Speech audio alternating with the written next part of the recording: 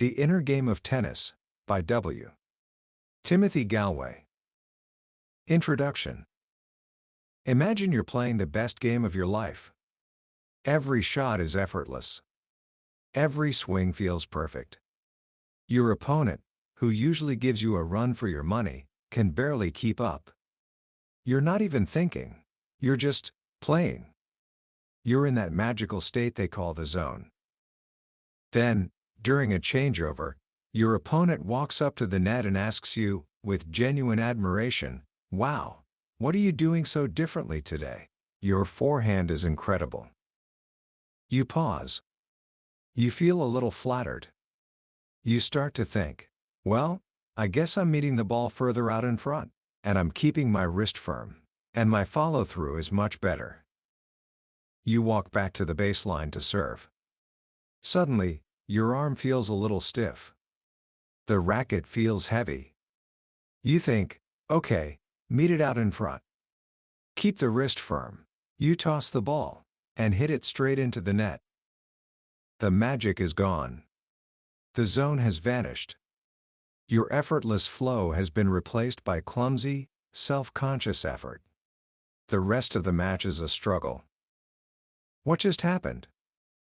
That simple question is the key that unlocks one of the most profound books ever written, not just about sports, but about performance itself.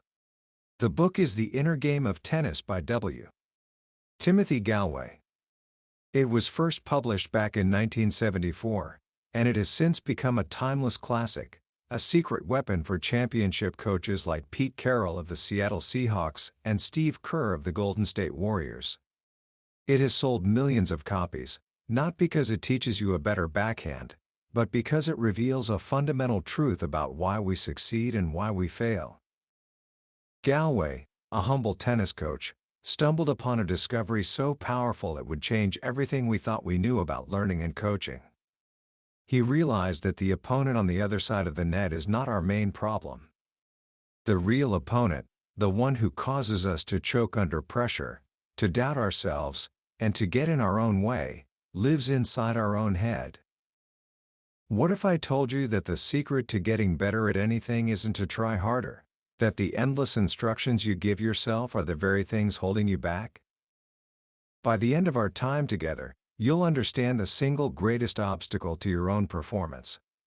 You'll meet the two hidden characters who are constantly battling inside your mind, and you'll learn the simple, almost magical arts of quieting your inner critic, trusting your instincts, and unlocking the potential that's been there all along. This isn't just about tennis. This is about the inner game of life. Book summary. Every one of us, whether we're on a tennis court, in an exam room, or giving a presentation, has heard that voice in our head. It's the voice that says, "Come on, get it together," after a mistake.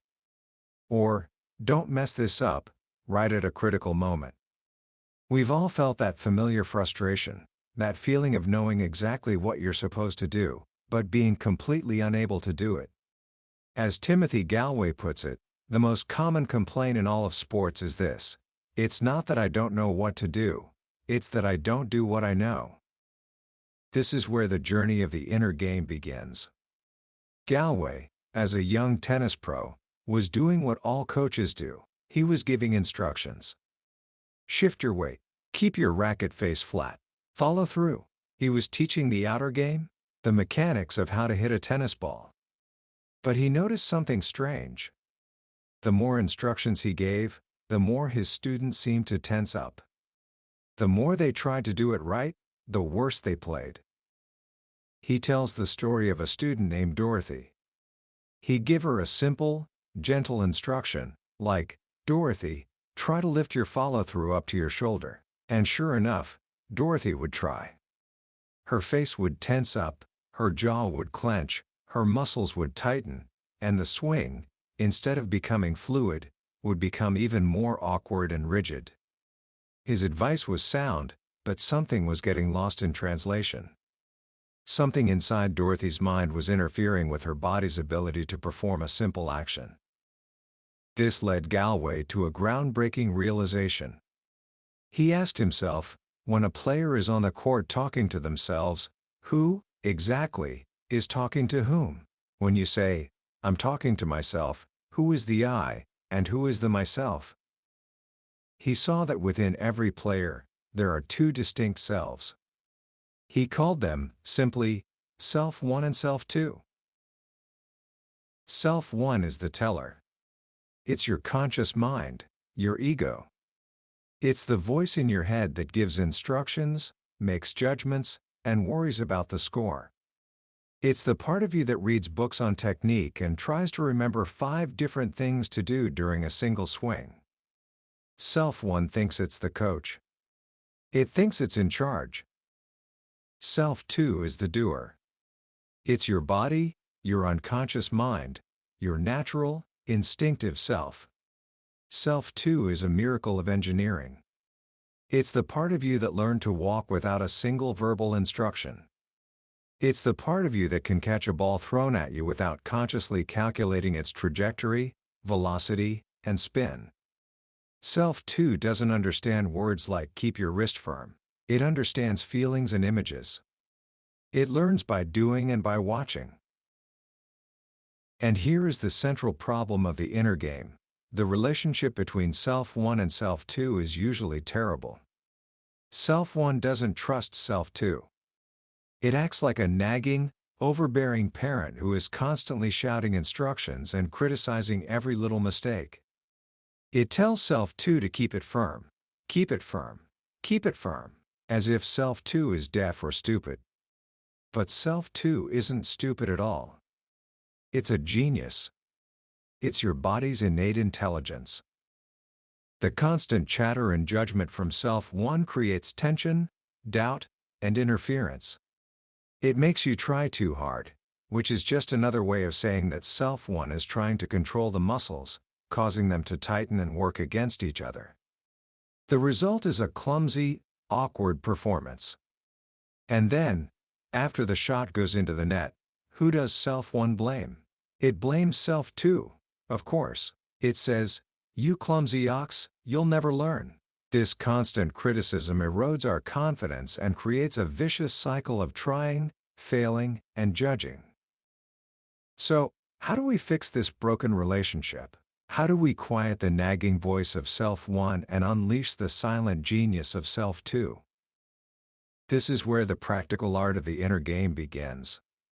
It isn't about learning a new technique, it's about unlearning the habits of mind that block our natural ability. And the very first skill, the foundation of it all, is the art of letting go of judgment. Imagine a tennis player hits a backhand into the net. This is simply an event. A ball hit a net. But Self 1 doesn't just see an event. It immediately slaps a label on it. That was a bad backhand. That single judgment is the seed that grows into a forest of interference. The thought that was bad leads to, what did I do wrong? Which leads to, okay, next time I have to remember to do this and not do that. Suddenly, the mind is cluttered, the body is tense, and the player is no longer focused on the game, but on a battle inside their own head. Letting go of judgment doesn't mean ignoring your mistakes. It means seeing them for what they are, without the emotional baggage. It's the difference between saying, the ball landed 2 feet long, which is a simple observation, and saying, that was a terrible shot, which is a judgment. The observation gives you useful information. The judgment gives you anxiety. Gallwey tells a beautiful story to illustrate this. The story of Jack. Jack was a businessman who was convinced he had a terrible backhand because, as 5 different pros had told him, he took his racket back too high. Gallwey asked him to take a few swings, and sure enough, his racket lifted just before he swung forward. But instead of giving him a 6th instruction to keep it low, Gallwey did something different. He simply asked Jack to swing again, but this time, to watch his reflection in a large window. Jack swung, and as he saw his reflection, his eyes widened in genuine surprise. He said, "Hey, I really do take my racket back high." There was no judgment in his voice, just pure, fascinated observation. What was amazing was Jack's surprise. He had been told this fact 5 times, but he had never truly experienced it for himself.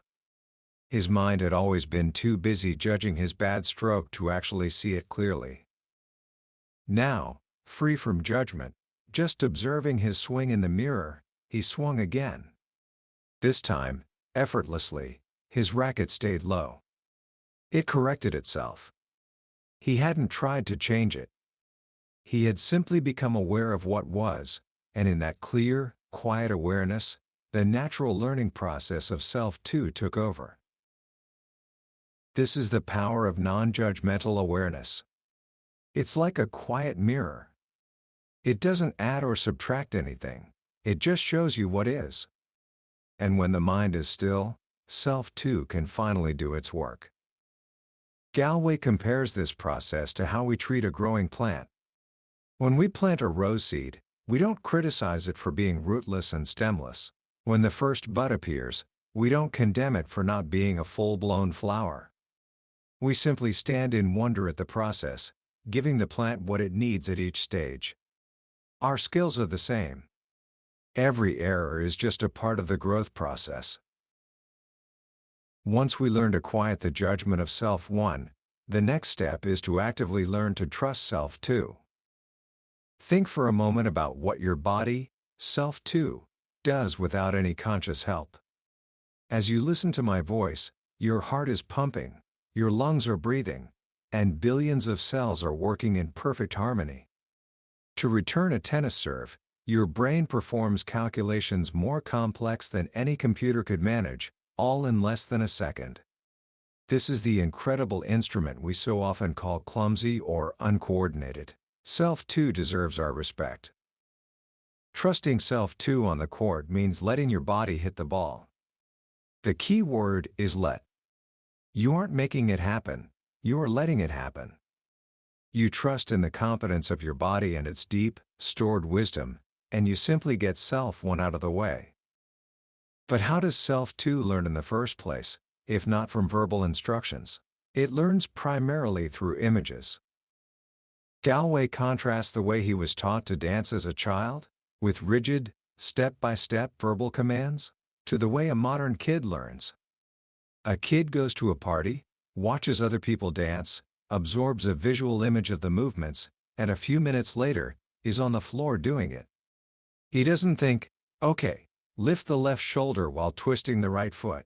He just feels it and imitates the image. To self-2, a picture truly is worth 1,000 words. This leads to one of the most practical techniques in the book for communicating with self-2. Instead of telling yourself how to hit the ball, you program self-2 with a clear image of the result you want. Let's say you want to hit the ball deep into your opponent's court. Instead of giving yourself a dozen mechanical instructions, you simply take a moment to vividly imagine the path of the ball. Picture its beautiful arc, sailing a few feet over the net and landing just inside the baseline. Hold that image in your mind. Then, you just ask self-2, do that, and you let it happen. You don't try to force it. You trust your body to make the necessary adjustments to create the image you've given it. And more often than not, it does, with a grace and efficiency that will surprise you. You can do the same thing with form. If you want to change an element of your swing, say, keeping your racket flat on the follow-through, the process is the same. First, create a clear image. Hold your racket in the correct follow-through position and just look at it for a few seconds. Then, close your eyes and imagine your whole swing with that perfect follow-through. Finally, swing a few times, just feeling what this new motion is like. You have now programmed self-2 with both a visual and a feeling image. Now, when you play, you don't try to do it. You just let it happen, and you calmly observe the results. These skills, letting go of judgment and trusting self-2 with clear images, are incredibly powerful. But they all depend on a master skill, the one that makes everything else possible, the art of relaxed concentration. To quiet self-1, you can't just tell it to be quiet. That's like trying not to think of a pink elephant. The more you fight the mind, the louder it gets. The secret is to give the mind something to do, something to focus on that anchors it in the present moment.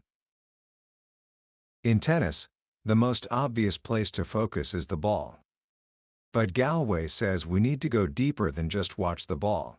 He suggests focusing on something more subtle, something that requires your full attention. He tells his students to focus on the seams of the tennis ball as it spins through the air. When you try to see the seams, your mind becomes so absorbed in this subtle task that it doesn't have the bandwidth to worry, to judge, or to instruct.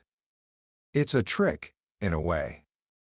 You're giving self one a job to do, and while it's busy, self two is free to play the game. Focusing on the seams also naturally keeps your mind in the here and now, because the seams are always in the present moment. Another simple but brilliant technique for focus is an exercise Gallwey calls bounce hit. The instruction is simple. As you rally, say the word bounce out loud at the exact instant the ball hits the court, and say the word hit at the exact instant it makes contact with either your racket or your opponent's. Bounce, hit, bounce, hit. This simple rhythm does two things. First, it forces your eyes and mind to track the ball at the most critical moments. Second, the very act of saying the words occupies your verbal mind, self one, and prevents it from giving its usual stream of unhelpful advice. It's a form of active meditation that keeps you grounded in the sights and sounds of the present moment. And it's not just sight. You can focus on sound too. Listen to the distinct thwack of a ball hit squarely on the sweet spot. That sound is information. It's a signature of a good shot. Instead of trying to remember the mechanics of that shot, you can simply hold the sound in your memory and ask self two to reproduce it. Your body's internal computer will often know exactly what to do. You can also focus on feeling. What does the racket handle feel like in your hand? What is the rhythm of your swing? Where is your body weight distributed? By bringing your awareness to these physical sensations, you are again anchoring your mind in the here and now, and giving self to the rich, sensory data it needs to learn and perform. And what about those crucial moments between points, when the mind is most likely to wander off into worry or regret? Gallwey's advice is profound in its simplicity. Focus on your breathing. Your breath is always with you. It is always in the present. By gently bringing your attention to the natural rhythm of your breath going in and out, you calm the mind, release anxiety about the future, and return to the court centered and ready for the next point. When all of these inner skills come together, when judgment is silenced, when trust is given, and when the mind is calmly focused in the present, something extraordinary happens. We enter a state of peak performance, what athletes call the zone. In this state, there is no trying. There is no thinking. The body seems to move on its own, with a wisdom and grace that feels almost miraculous. This, Gallwey says, is the experience of self two playing the game, unhindered by the interference of self one. This brings us to the final, and perhaps most important question. If the inner game is about overcoming our inner obstacles, what does that mean for competition? What does it really mean to win? Our culture often teaches us that winning is about proving we are better than someone else. Our self-worth gets tied to the result. This is a self-one game, and it's the source of most of our pressure and anxiety. Gallwey offers a radical redefinition of winning. He uses the beautiful analogy of a surfer and a wave. Why does a surfer seek out the biggest, most challenging wave he can handle? He's not trying to beat the ocean. He seeks the challenge because the obstacle, the power and size of the wave, is the very thing that will draw out his greatest skill, his deepest focus, and his fullest potential. The obstacle is not an enemy, it's an opportunity. In tennis, your opponent is your wave. Your opponent is not your enemy, he is your partner in a cooperative enterprise. His job is to present you with the most difficult obstacles possible, and your job is to do the same for him. Why? Because it is only in facing these challenges that you both have the opportunity to discover how good you can truly be. In this light, true competition is a form of cooperation. No one is defeated, because both players grow stronger from the effort. Winning, then, is not about beating someone else. Winning is overcoming obstacles to reach a goal. And the value of winning is only as great as the value of the goal. In the outer game, the goal is a trophy. In the inner game, the goal is to overcome your own mental hurdles, your lapses in concentration, your self-doubt, your frustration, to discover and express your true potential. When you care more about making the effort to win than about the final score, you free yourself from anxiety. You can't always control the outcome, but you can always control your effort and your focus in the present moment. This is the game you can always win. And of course, this game doesn't end when you walk off the court. The inner skills of non-judgmental awareness, trust, and relaxed concentration are not just tennis skills, they are life skills. The self-one that tells you you have a terrible backhand is the same self-one that tells you you're not smart enough at school or brave enough in your life. The frustration you feel on the court is the same frustration you feel when you're stuck in traffic. The inner game teaches us that in every human activity, there are outer obstacles and there are inner obstacles. And while the outer goals may change, the inner obstacles are always the same: fear, doubt, and distraction, all created by the same interfering mind. By learning to quiet that mind and trust our deeper selves in a simple game of tennis, we are learning a skill that can bring more grace, more enjoyment, and more success to every single moment of our lives. Commentary. When you first encounter the inner game of tennis, it feels like you've been let in on a secret. A secret that is so simple, so obvious once you hear it, that you can't believe you've lived your whole life without it. The idea of the two selves is more than just a clever metaphor. It's a perfect description of the internal battle that every single one of us faces every day. What makes this book so powerful is that it doesn't give you more to do. It doesn't give you another list of 10 things to remember. It does the opposite. It gives you a way to subtract. It teaches you to get out of your own way. In a world that is constantly screaming at us to do more, try harder, and optimize everything, Gallwey's message is a quiet revolution. He's telling us that our best performance, our deepest learning, and our greatest joy come not from adding more effort, but from subtracting the interference that smothers our natural ability. This is why the book has endured for nearly half a century. Its lessons are timeless because the human condition is timeless. The struggle with the inner critic, the anxiety of performance, the desire to unlock our own potential, these are not problems of the 1970s. They are, perhaps, the defining challenges of our modern world, a world filled with more pressure and more distraction than ever before. We all have a self-one that has been overtrained by school, by social media, by a culture of constant comparison and judgment. And we all have a self-two that is waiting patiently for us to just be quiet for a moment so it can do its beautiful work. So, how can you start playing the inner game right now, today? Here are a few simple things to try. First, practice the art of non-judgmental observation. Pick one simple activity you do every day. Maybe it's washing the dishes, brushing your teeth, or walking to class. For just a few minutes, try to do it with your full attention, simply observing the sensations without any judgment. Don't think about whether you're doing it right or wrong or fast or slow. Just notice the feeling of the warm water on your hands, or the rhythm of your footsteps on the pavement. See what it feels like to quiet that constant stream of commentary from self-one. Second, try programming self-two with an image. Before you start a difficult task, whether it's writing an essay or having a tough conversation, take just 30 seconds. Close your eyes and visualize a successful outcome. Don't think about the steps you need to take.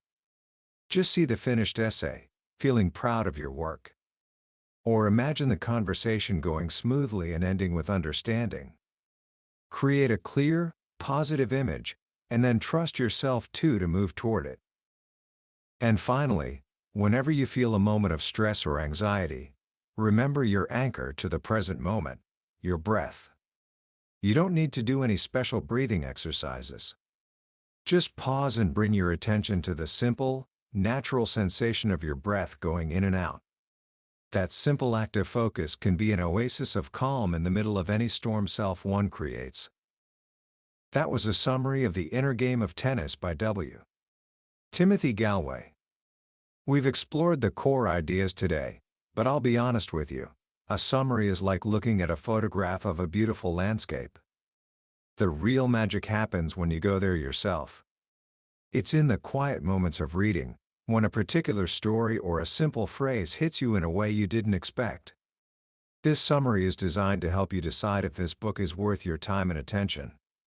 If anything we've talked about today has resonated with you, I truly hope you'll grab a copy.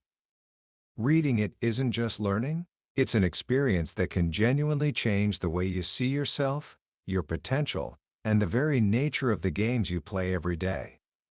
A link to the book is in the description below. Also, if you found this journey valuable, please take a moment to click that like button and subscribe to the channel. That way, you won't miss our next exploration into another life-changing book from the world's greatest minds. Let's keep learning and keep growing together.